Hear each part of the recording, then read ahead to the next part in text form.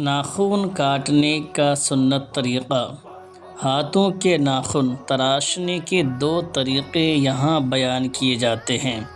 ان دونوں میں سے آپ جس طریقے پر بھی عمل کریں گے انشاءاللہ عز و جل سنت کا ثواب پائیں گے۔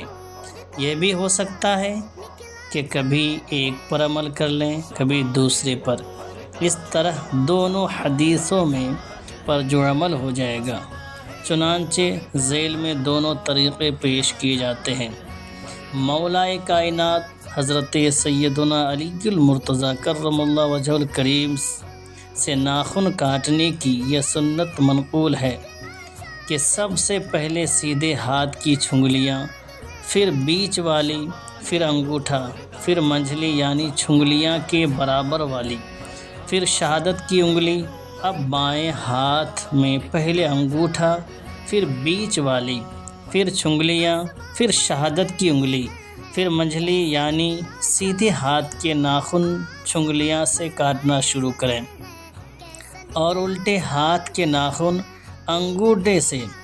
دوسرا طریقہ آسان ہے اور یہ بھی ہمارے مدنی آقا صلی اللہ تعالیٰ علیہ وسلم سے ثابت ہے، اور وہ یہ ہے کہ سیدھے ہاتھ کی شہادت کی انگلی سے شروع کر کے ترتیب وار چھنگلیاں سمیت ناخن تراش لیں یعنی کاٹ لیں، مگر انگوٹھا چھوڑ دیں۔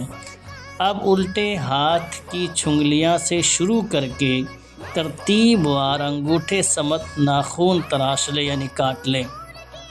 اب آخر میں سیدھے ہاتھ کا انگوٹھا جو باقی تھا اس کا ناخن بھی کاٹ لیں۔